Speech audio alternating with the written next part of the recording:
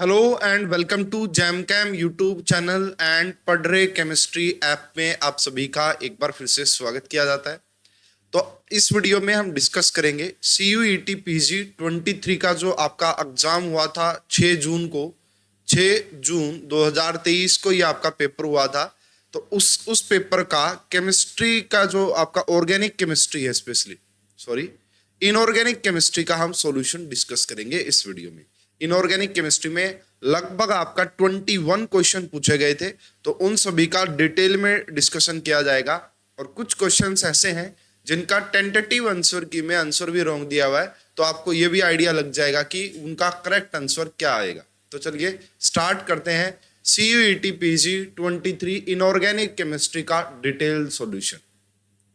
अगर आप CUET 24 के लिए या फिर 25 के लिए प्रिपरेशन करना चाहते हैं तो आप प्ले स्टोर से आप हमारी ऐप डाउनलोड कर सकते हैं, पढ़ रहे केमिस्ट्री। वीडियो के डिस्क्रिप्शन में भी आपको लिंक मिल जाएगा। तो हमारे पास जो कोर्स है उसमें वीडियो लेक्चर्स अवेलेबल है, असाइनमेंट आपको मिल जाएगी, प्रीवियस ईयर पेपर का सॉल्यूशंस, टेस्ट सीरीज, मेंटरशिप। और अगर आप CUET 24 के लिए ज्वाइन करेंगे तो इसकी वैलिडिटी आपका CUET 24 के एग्जाम तक रहेगी।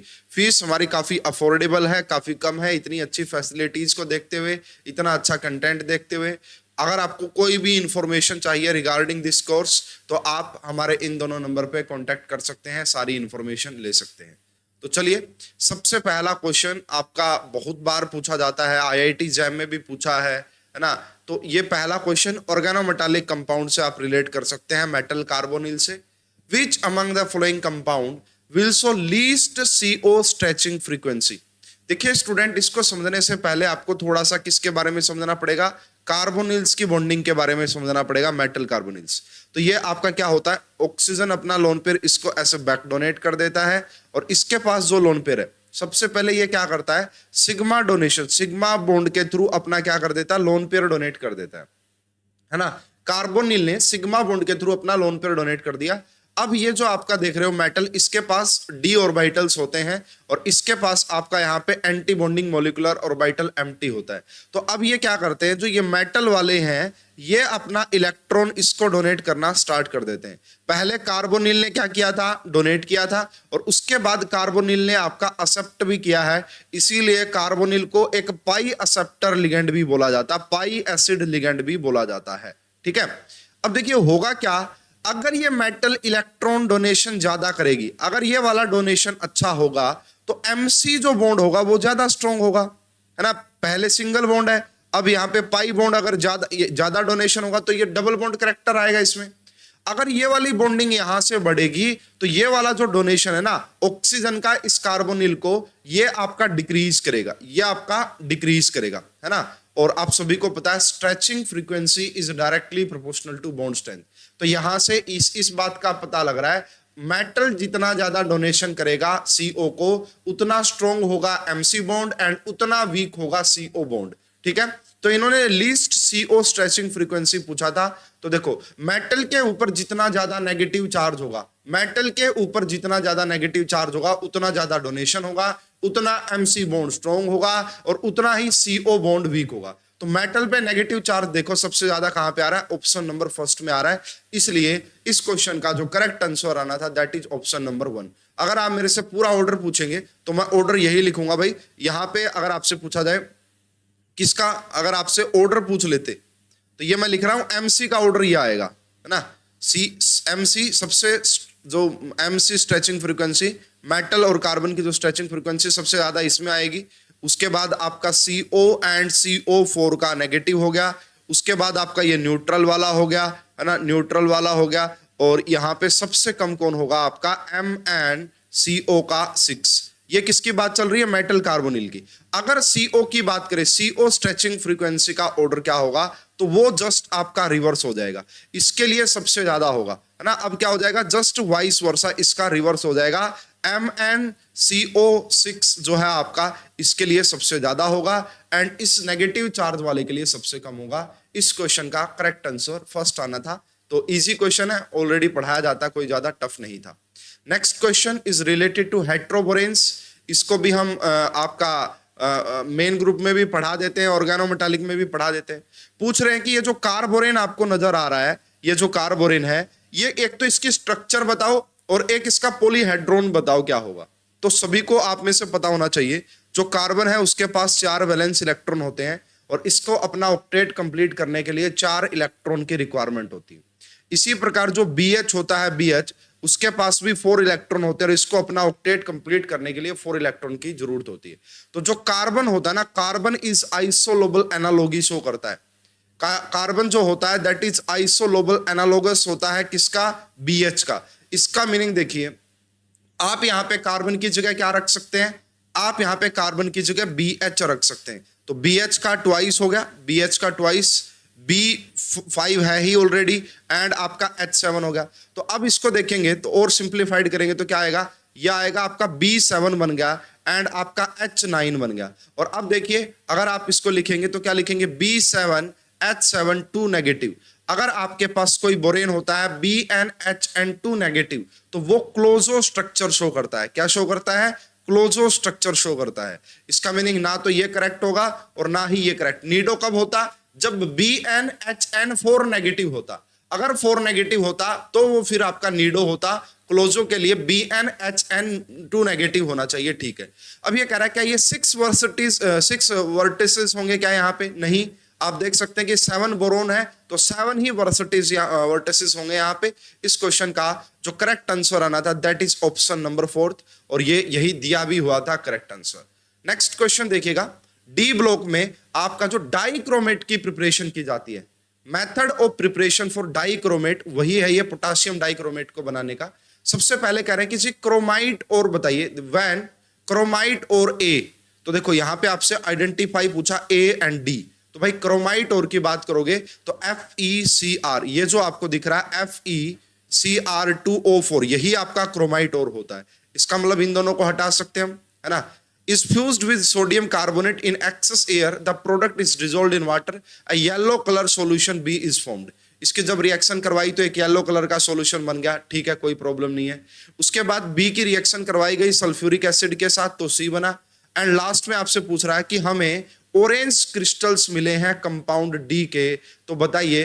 तो देखो ये सिंपली मेथड ऑफ प्रिपरेशन है किसका, पोटासियम डाइक्रोमेट का।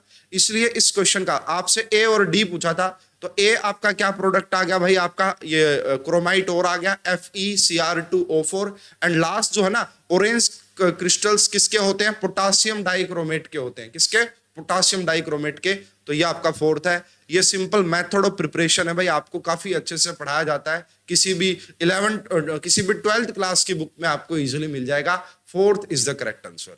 यस, ये क्वेश्चन ऐसा है स्टूडेंट, इसका जो आंसर दिया है देखो, पहले क्वेश्चन नंबर 4 था ये, अभी जो टेंटेटिव आंसर की आई है उसमें इसका आंसर दिया गया है आपका 2, लेकिन आप देख लेना जब आंसर की आएगी फाइनल ये हो जाएगा MAT। MAT का मतलब होता है मार्क्स टू ऑल। मैं ऐसा क्यों कह रहा हूं आइए समझिए, ये मैंने ऑलरेडी भाई क्लास में करवाया हुआ है, काफी अच्छे से समझाया था। तो बोराजीन है जिसे कि हम इनऑर्गेनिक बेंजीन बोलते हैं, तो ये आपका B, या आपका N, या आपका B, या आपका N, या आपका N और ये आपका B। This is inorganic benzene होती है भाई आपका। यहाँ पे भी हाइड्रोजन, यहाँ पे भी हाइड्रोजन, यहाँ पे भी हाइड्रोजन, यहाँ पे भी हाइड्रोजन, यहाँ पे भी हाइड्रोजन, यहाँ पे भी हाइड्रोजन, यहाँ डबल बॉन्ड, यहाँ डबल बॉन्ड, यहाँ double bond. This is your inorganic benzene. जब आप इनऑर्गेनिक बेंजीन की रिएक्शन करवाते हैं HCl के साथ, किसके साथ, HCl के साथ, अगर यहाँ पे 3 मोल लिए जाते हैं भाई बेसिकली, है ना, हालांकि लिखा नहीं हुआ फिर भी हम समझ जाएंगे 3 मोल लिए जाते हैं। तो जो प्रोडक्ट बनता है वो क्या बनता है देखिए, और मैंने तो भाई बिल्कुल क्लास में काफी अच्छे से समझाया हुआ है, जिन भी बच्चों ने आराम ध्यान से इस लेक्चर्स को देखा हुआ उनको कोई प्रॉब्लम नहीं आएगी, है ना। ये गड़बड़ हो गई है भाई हमसे, यस, अब दोबारा से इसको हम चेंज कर लेते हैं। यस, यहां देखिएगा, अब देखो होता क्या है, जो क्लोरीन है वो कहां पे अटैक करता है, क्लोरीन अटैक करता है बोरोन के ऊपर। क्लोरीन कहां अटैक करता है, बोरोन के ऊपर अटैक करता है। तो यहां से हम क्या करेंगे, पहले तो ये जो डबल बॉन्ड आपको दिख रहे हैं ये हटा देंगे, ये डबल बॉन्ड हटेंगे, इस प्रकार से एडिशन हो रहा है ना, डबल बॉन्ड हटेंगे। और क्लोरीन अटैक करता है यहाँ बोरोन पे, ठीक है, क्लोरीन अटैक करेगा इस बोरोन पे, क्लोरीन अटैक करेगा इस बोरोन पे, ठीक है। और यहाँ पे क्या लग जाएगा, हाइड्रोजन, यहाँ पे हाइड्रोजन और यहाँ पे हाइड्रोजन। ये वाला प्रोडक्ट आना चाहिए था। अब मैं क्यों कह रहा हूं कि ये आपका बेसिकली मार्क्स टू ऑल जाएगा, क्योंकि कोई भी ऑप्शन करेक्ट नहीं है। पहली बात देखो, ये कह रहे हैं G D option, D option नहीं बन सकता, क्लोरीन कहीं दिख ही नहीं रहा, डी ऑप्शन तो बन नहीं सकता। मिक्सचर ऑफ एन एंड ब्यूटा क्लोरो, दोनों जगह क्लोरीन नहीं लगता, सिर्फ बोरोन के ऊपर क्लोरीन लगता, अभी मैं आपको रेफरेंस भी दिखाऊंगा इसका, तो ये हो नहीं सकता। ये कह रहा एन क्लोरो प्रोडक्ट बनेगा क्या, एन क्लोरो प्रोडक्ट बन नहीं सकता। देखो काफी हद तक आंसर सेकंड ही आना चाहिए था, बट स्टूडेंट ये देखो यहां पे इन्होंने मिस्टेक क्या कर दी कि नाइट्रोजन 6 बना दिए हैं। नाइट्रोजन 6 कहां से आएंगे भाई, नाइट्रोजन यहां पे NH का 6 लिख दिया। इसमें देखिए जो प्रोडक्ट बनता है वो दिखने में कैसा होगा, B3N3H6 एंड Cl3 होता है, ये वाला प्रोडक्ट होता है। तो नाइट्रोजन आप 6 कैसे बना सकते हैं, नाइट्रोजन आपका 6 नहीं बनेंगे। अगर आप मुझसे पूछोगे भाई बिल्कुल मोस्ट एक्सपेक्टेड आंसर बता दो, एग्जैक्ट आंसर की जरूरत नहीं है, तो फिर तो ठीक है कि ये बोरोन के ऊपर क्लोरो प्रोडक्ट बनता है, और ये वाला देखो B3 हो गया, H यहाँ पे 9 बन जाएंगे भाई, H9 बनेंगे, ठीक है H9। तो ये देखो यहाँ पे गड़बड़ क्या कर दी, नाइट्रोजन को 6 कर दिया, नाइट्रोजन को 6 नहीं कर सकते। आपको मैं रेफरेंस दिखा सकता हूं, ये आप रेफरेंस भाई एक बुक है आपकी इनऑर्गेनिक केमिस्ट्री की, बड़ी फेमस बुक है ना, फॉरेन राइटर की बुक है, वहां पे आप देख सकते हैं क्लियरली, आपको नजर आ रहा होगा कि बोरोन के ऊपर क्लोरीन लग गया है, ठीक है, ये आप ध्यान से देख सकते हैं, और ये वाला प्रोडक्ट बनेगा, तो बोरोन के ऊपर क्लोरीन आएगा। लेकिन अब अगर आप इस प्रोडक्ट को देख रहे हैं, नाइट्रोजन 6 नहीं हो सकते हैं ना, नाइट्रोजन तो 3 ही रहेंगे, क्या बनेगा B3N3H9Cl3, B3N3H9Cl3 बनेगा। इसमें इन्होंने मिस्टेक क्या कर दी है, गड़बड़ ये कर दिया है कि NH का 6 लिख दिया टोटल। तो मुझे ये लग रहा है कि इनमें से कोई भी ऑप्शन करेक्ट नहीं है। हाँ, अगर यहां पे ये लिखा होता कि बीटा क्लोरो प्रोडक्ट और B3 है ना, N3H9 हो गया एंड आपका Cl3, ये होता तो हम मान लेते कि ठीक है, बट यहाँ पे मिस्टेक है। देखते हैं भाई, आप इसके ऊपर ऑब्जेक्शन लगा सकते हैं जो भी स्टूडेंट है, और तो ये आपका मार्क्स टू ऑल जाना चाहिए। पूरी क्लियरिटी मैंने आपको दे दी कि किस तरीके से ये काम करेगा, ठीक है। आगे बढ़ते हैं नेक्स्ट क्वेश्चन पे। ये देखिए ये क्वेश्चन आपका मेटलर्जी से पूछा गया था, इलंगम डायग्राम जो होता है, अगर आपने पढ़ रखा तो बहुत अच्छी बात है, नहीं तो नहीं। The slope of Ellingham plots for the metal oxides and the carbon monoxide formation, तो मेटल ऑक्साइड्स जो होते हैं उनके लिए जो इलंगम डायग्राम आता है that is positive in nature होता है, एंड जो कार्बन मोनोऑक्साइड्स होते हैं इनके लिए वो आपका डिसेंडिंग नेगेटिव नेचर का होता है। Scope of the plots, scope की जगह इन्होंने स्लोप लिखना चाहिए था, ये भी मिस्टेक है, देखो है ना, स्कोप की जगह इन्होंने स्लोप लिखना चाहिए था कि slope of Ellingham plots of the metal oxides and carbon monoxide formation. तो देखो टाइपिंग मिस्टेक तो यहाँ पे भी है, और इस बात का भी इशू बन सकता है कि जी यहाँ पे आपने स्कोप कैसे लिख दिया, स्लोप लिखो। स्कोप और स्लोप में तो बहुत ज्यादा डिफरेंस होता है, हमें तो ये क्वेश्चन ही इनकम्प्लीट हो गया। फिर भी चलो मान लेते हैं स्लोप है, और ये मेटल ऑक्साइड के लिए पॉजिटिव होता है, कार्बन मोनोऑक्साइड के लिए नेगेटिव, फर्स्ट आएगा। फिर भी अगर आप कहते हैं जी आपके पास कोई रेफरेंसेस हैं तो दिखा दीजिए, यस ये रहा, आप ध्यान से देख सकते हैं इस प्लॉट में। देखो इलंगम डायग्राम क्या होता है, टेम्परेचर का एंड डेल्टा जी का क्या रिलेशन होता है डिफरेंट मॉलिक्यूल्स के लिए, वही है। तो इसमें अगर आप ध्यान से देख रहे हैं, देखो ये आपका ऑक्साइड था CO2, तो ये देखो पॉजिटिव प्लॉट आ रहा है इस प्रकार से, FeO का पॉजिटिव आ रहा है। बट यहाँ पे देखो आप अगर इसको ध्यान से देख रहे हैं, कार्बन मोनोऑक्साइड का है ना, मोनोऑक्साइड का कैसा, देखो मोनोऑक्साइड का कैसा आ रहा है, डिक्रीजिंग ऑर्डर, ये देख लो, ये किसका है, CO का। तो आपको क्लियर हो गया होगा कि ऑक्साइड्स के लिए तो ये पॉजिटिव होता है, एंड आपका मोनोऑक्साइड्स के लिए ये कैसा होता है, बेसिकली नेगेटिव होता है। First is the correct answer. ये क्वेश्चन देखिएगा स्टूडेंट, देखो इस क्वेश्चन को भी आप 18 इलेक्ट्रॉन रूल की हेल्प से भी कर सकते हैं और EAN रूल की हेल्प से भी कर सकते हैं, दोनों का ही एक मीनिंग है। तो which among the flowing will not follow EAN rule, इनमें से कौन सा EAN रूल फॉलो नहीं करेगा, बहुत सिंपल होता है। EAN आपका क्या कहता है, देखो भाई इसमें हम एटॉमिक नंबर लेते हैं, 18 इलेक्ट्रॉन रूल इसका मॉडर्न वर्जन है।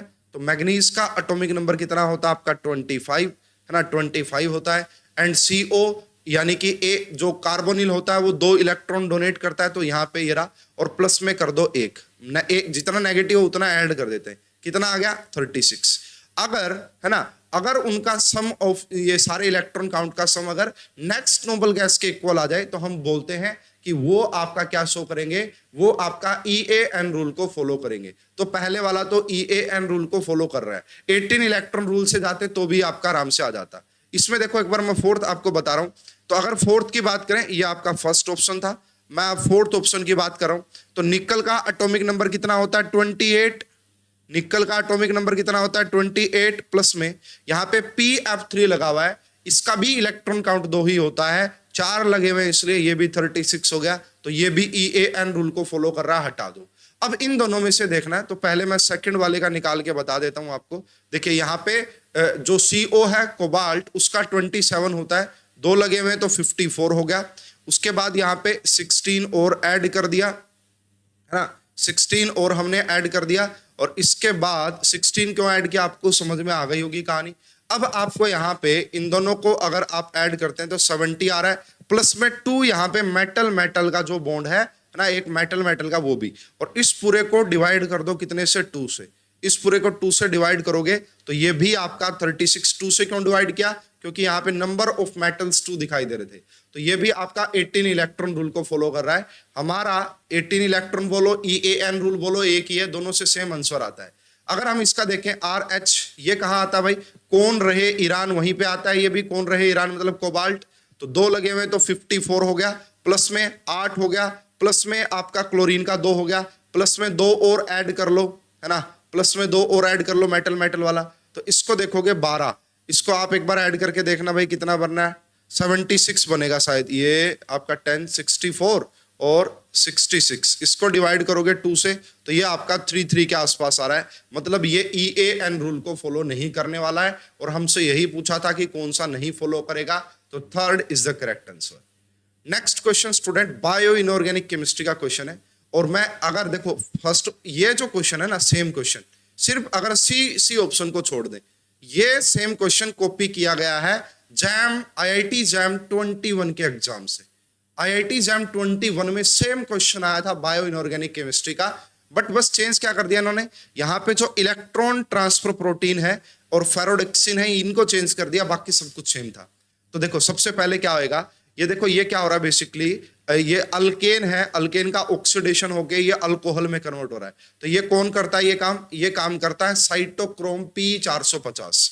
H2O2 का क्या हो रहा है बेसिकली, आपका यहाँ पे डिस्प्रोपोर्शन हो रहा है, तो ये कैटालेज करता है, catalase Metlo enzyme. Electron transfer कौन करते हैं, फेरोडॉक्सिन करता है, एंड O2 कन्वर्ट हो रहा है वाटर में, तो ये कौन करेगा, साइटोक्रोम ऑक्सीडाइज। तो ये भाई टोटली इंफॉर्मेशन बेस्ड क्वेश्चन होते हैं, ज्यादा कुछ समझाने का होता नहीं है, याद रखना होता है, लेकिन ये मैंने रेफरेंस दे दिया कि ये सेम क्वेश्चन आपका जैम 21 के एग्जाम में पूछा था। सिर्फ सी ऑप्शन को हटा दें तो A, B, D बिल्कुल सेम ऑप्शन है, एंड मेटल एंजाइम भी बिल्कुल सेम है, और उसी तरीके से ये सेट भी किया गया है। नेक्स्ट देखिएगा, ये जो क्वेश्चन है सेम विदाउट स्टेटमेंट चेंज। कितना नंबर क्वेश्चन आ गया भाई, पता नहीं कितना नंबर क्वेश्चन आ गया, 6। उसके बाद मान लो ये 7 नंबर क्वेश्चन है, और ये आपका क्वेश्चन नंबर 8 है। ये जो क्वेश्चन आप देख रहे हैं, ये क्वेश्चन आपका गेट 2020 का प्रीवियस ईयर क्वेश्चन है। गेट 2020 का as it is without statement change ये क्वेश्चन उठाया गया है। ये कह रहा था एक्सपेरिमेंटल मैग्नेटिक मूवमेंट होती है 3.4 of a hydrated salt of EU+3 at 300 Kelvin is significantly different from calculated value। तो देखो ये देखा जाता है कि एक आपका EU3 पॉजिटिव एंड एक आपका SM3 पॉजिटिव, इन दोनों की जो हम ऑब्जर्व एक्सपेरिमेंटल मैग्नेटिक मूवमेंट देखते हैं, एक्सपेरिमेंटल, वो ऑब्जर्व्ड वाली मैग्नेटिक थ्योरेटिकल मैग्नेटिक मूवमेंट से ज्यादा आती है। तो पूछा जाता है ऐसा क्यों, तो उसके पीछे रीजन दिया जाता है कि जो इनके आपका इसका एक तो देखो इनके जैसे इसका जो ग्राउंड स्टेट टर्म देखेंगे वो शायद कुछ ऐसा होता है, इसका ग्राउंड स्टेट टर्म जहां तक मुझे ध्यान आ रहा है 3 का 6 7 ये वाला इसका ग्राउंड स्टेट टर्म होता है। अब यहाँ पे इसके जो एक्साइटेड स्टेट के जो टर्म्स होते हैं उनके बीच में और इसके बीच में गैप काफी कम होता है ना, जे लेवल भी बोल सकते हो आप इसको, जे लेवल आपका यहाँ पे काफी कम होता है। इसलिए वैसे तो देखिए नॉर्मली मैग्नेटिक मूवमेंट में ओनली ग्राउंड स्टेट ही पार्टिसिपेट करती है, बट EU एंड SM के लिए आपका है ना इनके जो लेवल्स है उनके बीच में गैप कम होने की वजह से आपका क्या हो जाता है ना, गैप कम होने की वजह से क्या हो जाता है, वो भी पार्टिसिपेट करते हैं, इसलिए इनकी एक्सपेरिमेंटल मैग्नेटिक मूवमेंट ज्यादा होती है, इसलिए इनकी एक्सपेरिमेंटल मैग्नेटिक। तो यही है इस क्वेश्चन का जो correct answer option first, population of electron at higher J levels via thermal excitation, वो ये ना पॉपुलेशन हो जाता है इलेक्ट्रॉन्स का एट हायर जे लेवल्स, मतलब जो हायर स्टेट के जो हायर स्टेट होती हैं उनका भी आपका उनके भी इलेक्ट्रॉन पार्टिसिपेट करते हैं किसमें, आपका मैग्नेटिक मोमेंट को कैलकुलेट करने में, इस पॉइंट ऑफ व्यू से एज इट इज क्वेश्चन है गेट 2020 का। नेक्स्ट क्वेश्चन देखिएगा भाई, ये आपसे बोला जा रहा है कि असर्शन रीजन का क्वेश्चन है, क्वेश्चन नंबर शायद 9 है ये हमारा। तो ये कह रहे हैं क्या इसकी जो स्ट्रक्चर वो डिस्टोर्टेड ऑक्टाहेड्रल होती है, तो हम कहेंगे बिल्कुल होती है। The molecular orbital approach predict the structure this, molecular approach नहीं बताती है, वेस्पर थ्योरी इसको बताती है। वेस्पर थ्योरी से हम आइडिया लेते हैं, एमओटी से इसकी स्ट्रक्चर का कोई आइडिया मिलता नहीं है, इसलिए ये ऑप्शन ए करेक्ट है। तो इसलिए करेक्ट आंसर क्या आएगा भाई आपका, A is correct and R is not correct. इसकी स्ट्रक्चर अगर आप देखेंगे, मैं बना के दिखा देता हूं यहाँ पे कि वाई डिस्टोर्टेड ऑक्टाहेड्रल। देखिए जिनोन के पास 8 वैलेंस इलेक्ट्रॉन होते हैं, 8 होते हैं ना, तो एक इस फ्लोरीन के साथ शेयर किया, एक इस फ्लोरीन के साथ शेयर किया, एक इस फ्लोरीन के साथ शेयर किया, एक इस फ्लोरीन के साथ, एक इस फ्लोरीन के साथ और एक इस फ्लोरीन के साथ, ठीक है 6 हो गए। बट अभी भी इसके पास एक लोन पेयर ऑफ इलेक्ट्रॉन है। अगर आप ये लोन पेयर ऑफ इलेक्ट्रॉन लगाएंगे तो ये जो ऑक्टा परफेक्ट ऑक्टाहेड्रल ज्योमेट्री थी इसको डिस्टोर्ड कर देगा, और इसके डिस्टोर्शन की वजह से ही इसका नाम पड़ा है क्या, डिस्टोर्टेड ऑक्टाहेड्रल। और इसकी जो हाइब्रिडाइजेशन होती है दैट इज sp3d3, क्या होती है, sp3d3 हाइब्रिडाइजेशन होती है, और डिस्टोर्टेड ऑक्टाहेड्रल इसके ज्योमेट्री। इस लोन पेयर आने की वजह से जो ये परफेक्ट ऑक्टाहेड्रल था ये डिस्टर्ब हो गया, इसीलिए इसको डिस्टोर्ड ऑक्टाहेड्रल। और लोन पेयर की वजह से जो रिपल्सन होता है इसको हम कहां पे डिस्कस करते हैं, वेस्पर थ्योरी में डिस्कस करते हैं। So third is the correct answer.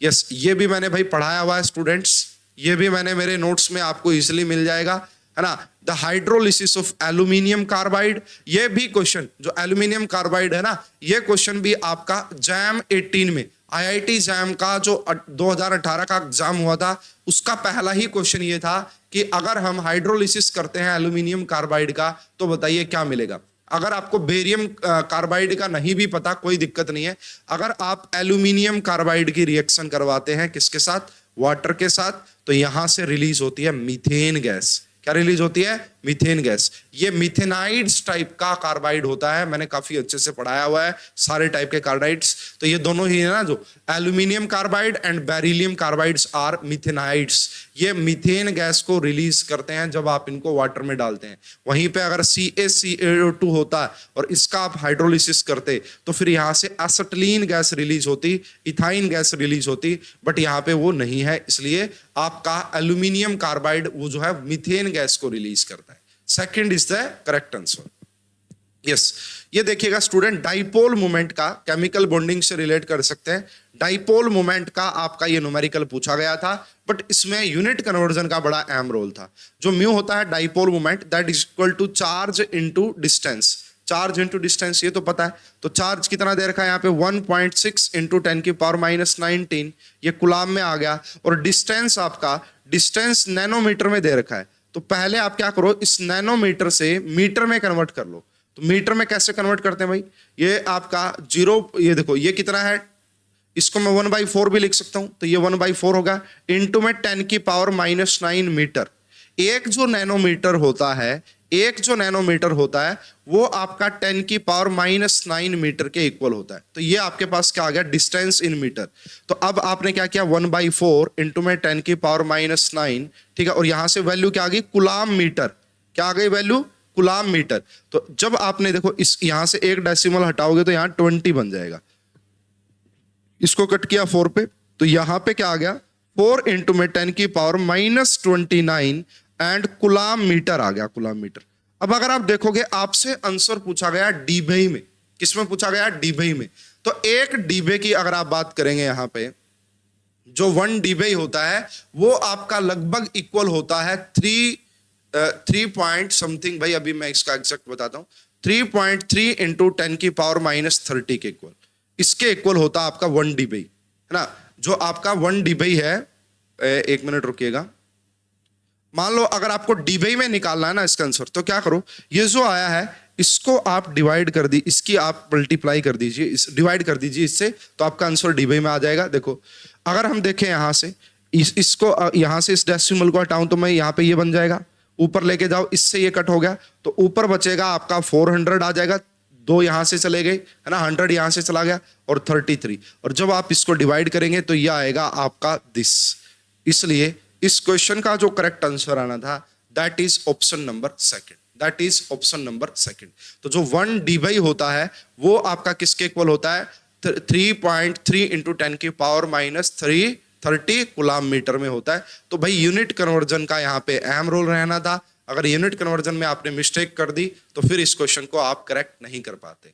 ठीक है, चलिए नेक्स्ट क्वेश्चन देख लेते हैं भाई। यस, ये क्वेश्चन देखिएगा स्टूडेंट, ये भी आपका एस ब्लॉक एलिमेंट से रिलेटेड है, क्वेश्चन नंबर 12। ये क्या कह रहा है, the solubility of alkaline earth metal sulphate water in decreasing is this order. ये कह रहा है क्या हाइड्रेशन एनर्जी इंक्रीज करती है क्या डाउन द ग्रुप। देखिए स्टूडेंट, जो हाइड्रेशन एनर्जी होती है that is directly proportional to charge and inversely proportional to size. तो हमें यह पता है कि डाउन द ग्रुप जाने से, ये देखो अनायन तो यहाँ पे सेम ही है, सल्फेट है, लेकिन डाउन द ग्रुप जाने से कटायन का साइज इंक्रीज होता है। अगर कटायन का साइज इंक्रीज होगा तो हाइड्रेशन एनर्जी डिक्रीज होगी, तो इंक्रीज नहीं हो सकती। जहां पे आपको ऑप्शन ए दिख रहा था उसको हटा दो, ये तो आंसर हो ही नहीं सकता।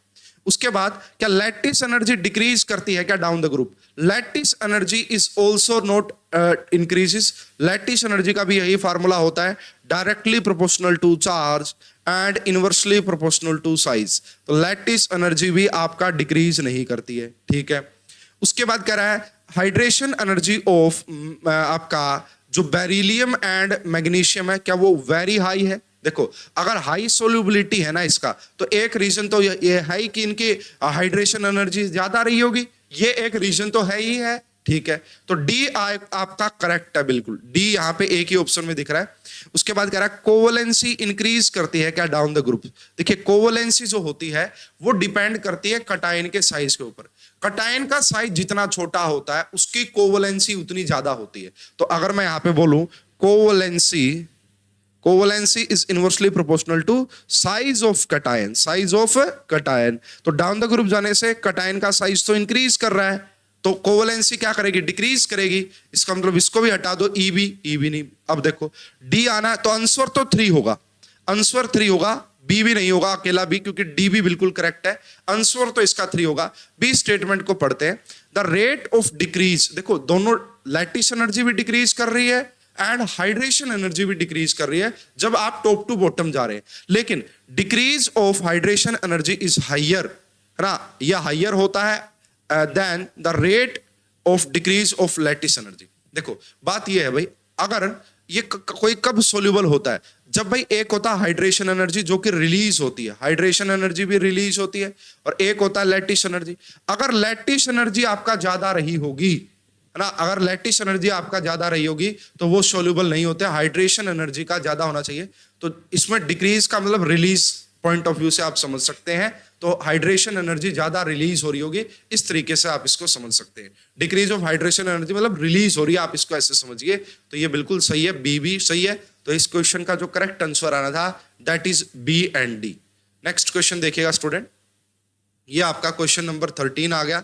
ये कह रहे हैं, सबसे पहले स्टेटमेंट फर्स्ट है, N2 is iso electronic with CO।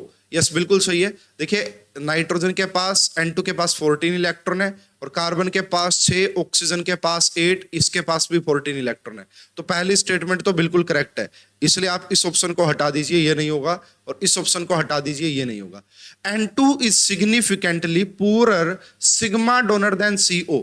देखिए N2 आपको लिगेंड के तौर पे काफी रेयर देखने को मिलेगा, है ना। N2 एक नॉन पोलर मॉलिक्यूल है एंड काफी स्टेबलाइज मॉलिक्यूल है, नॉन पोलर होता है ये। तो ये आपका एज लिगेंड के तौर पे आपको काफी रेयर देखने को मिलता है, तो बिल्कुल सही बात है। N2 आपका पुअर सिग्मा डोनर होता है। CO के तो आपने मेटल कार्बोनिल कितने सारे कॉम्प्लेक्स देखे हैं, बट N2 के आपको कॉम्प्लेक्सेस देखने को नहीं मिलेंगे। तो दोनों के दोनों स्टेटमेंट ही बिल्कुल ट्रू है। इस क्वेश्चन का correct answer option number first आना था।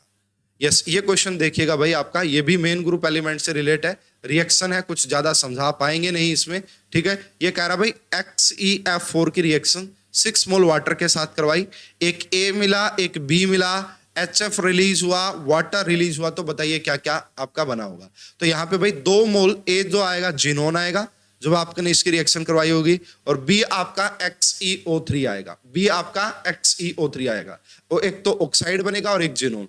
इसमें मैं कुछ ज्यादा हेल्प कर नहीं पाऊंगा समझाने में, क्योंकि ये रिएक्शंस होती हैं, अगर आपको याद है तो ही आप बता पाएंगे। नेक्स्ट क्वेश्चन देखिएगा। यस, ये बिल्कुल आपको अच्छे से समझाया जा सकता है। अराकानोबोरेन एंड नीडो स्ट्रक्चर के बारे में आपको बताना है। देखिए मैं सारे ही लिख देता हूं। अगर आपके पास BnHN2 नेगेटिव आ जाता है, तो जैसे मैंने अभी क्वेश्चन भी सोल्व करवाया था, वो क्लोजो होते हैं। अगर आपके पास BnHN4 नेगेटिव आ जाता है तो वो नीडो होते हैं। अगर आपके पास BnHN6 नेगेटिव आ जाता है तो वो अराकानो होते हैं, है ना। अगर आपके पास ओनली BnHN आ जाता है तो उन्हें हाइपर क्लोजो बोला जाता है, हाइपर क्लोजो बोला जाता है ना। अगर आपके पास BnHN8 नेगेटिव तो उन्हें क्लैडो बोला जाता है, भाई हाइफो बोला जाता होगा शायद, ऐसा कुछ बोला जाता है। ठीक है, अब ये देखिए, आपसे पूछ रहा है अराकानो एंड आपसे पूछ रहा है नीडो। तो देखो कैसे बन सकते हैं। अराकानो कैसे बना होगा, ये देखो BnHN+6 जब रहा होगा, यहां से जब 6 हटेंगे तभी तो BnHN6 नेगेटिव बनेगा। तो ये होता है अराकानो और ये होता है आपका नीडो। तो करेक्ट आंसर क्या आ जाएगा आपका, ऑप्शन नंबर 3। करेक्ट आंसर क्या आ जाएगा, ऑप्शन नंबर 3। नेक्स्ट क्वेश्चन देखिएगा। कोऑर्डिनेशन केमिस्ट्री से इस बार ज्यादा क्वेश्चन देखने को मिले नहीं और बेसिक क्वेश्चन ही थे। Question number 16, which of the flowing factor affect the crystal field splitting.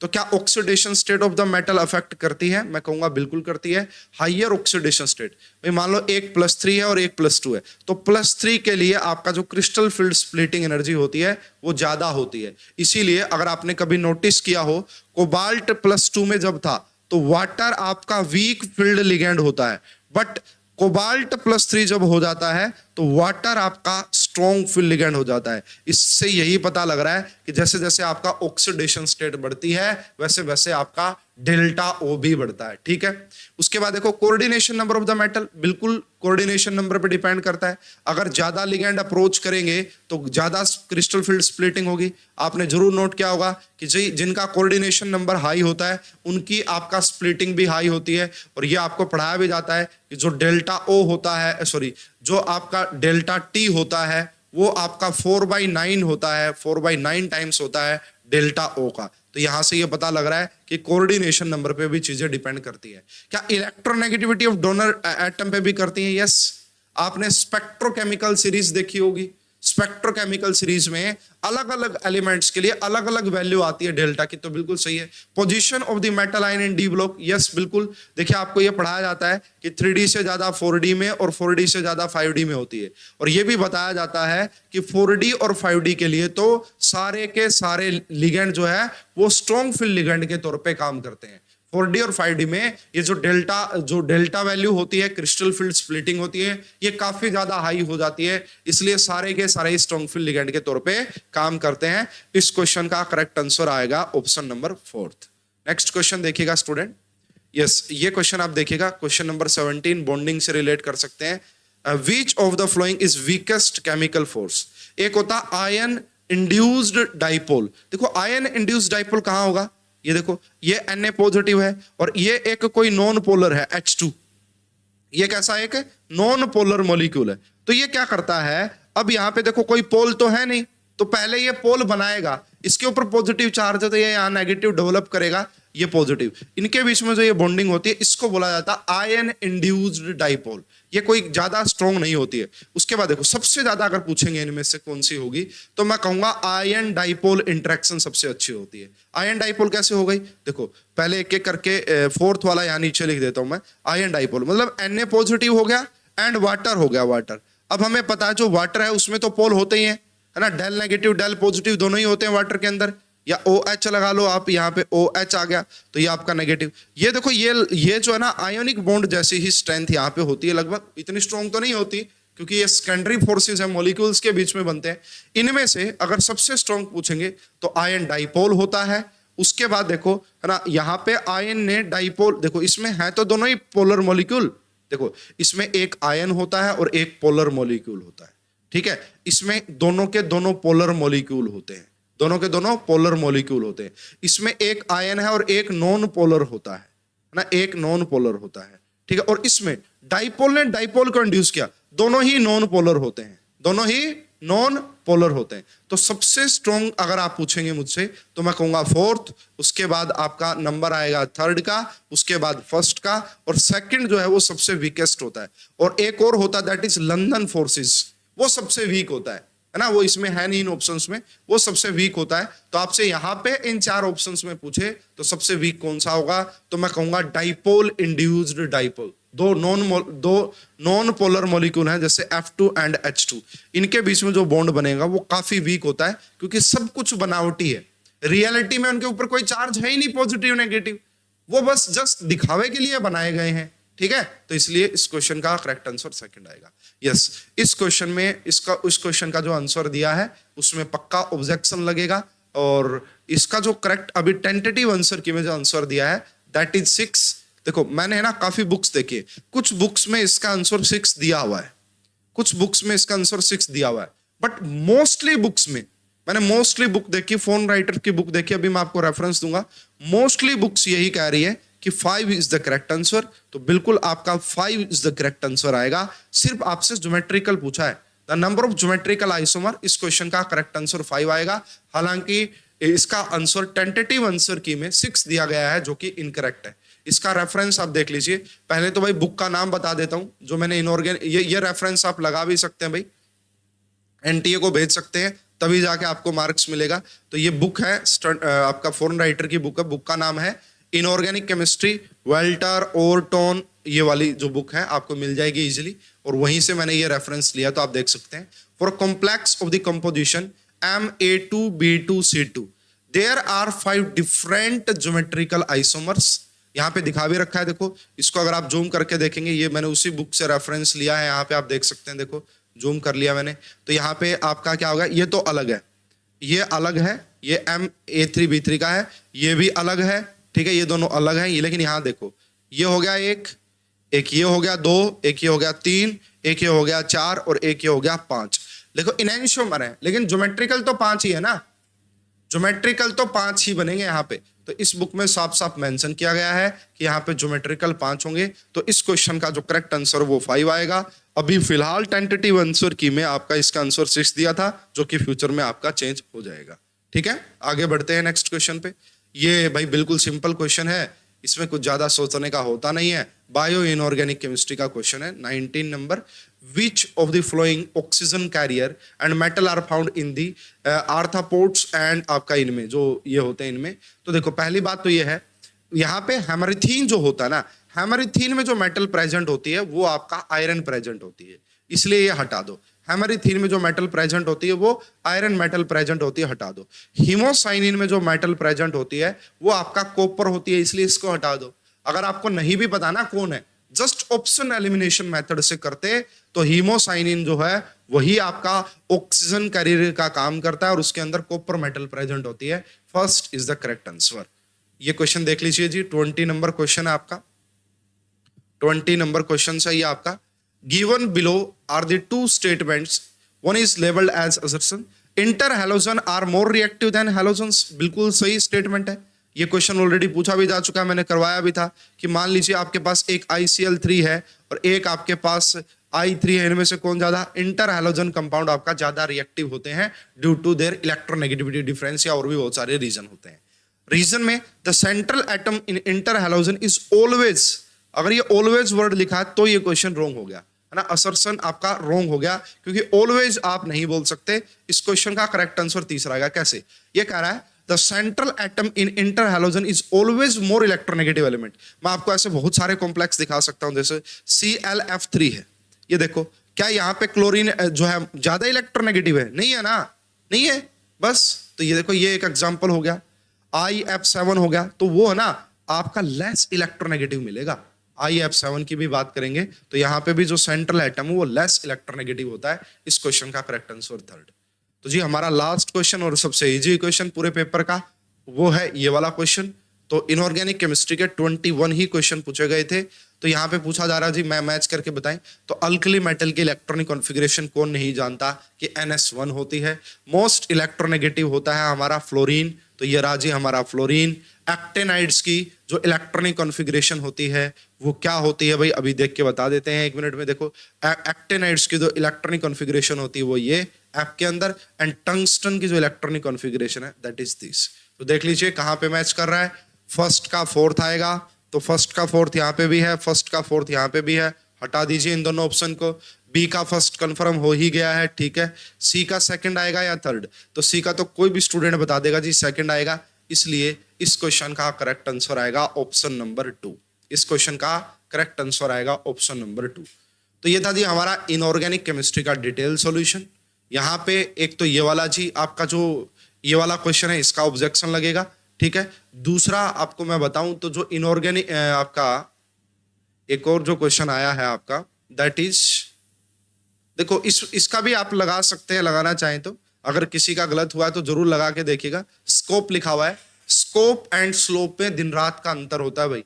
इस टाइपिंग मिस्टेक की वजह से भी आपको मार्क्स मिल सकते हैं, तो आप जरूर लगाइएगा इसका भी।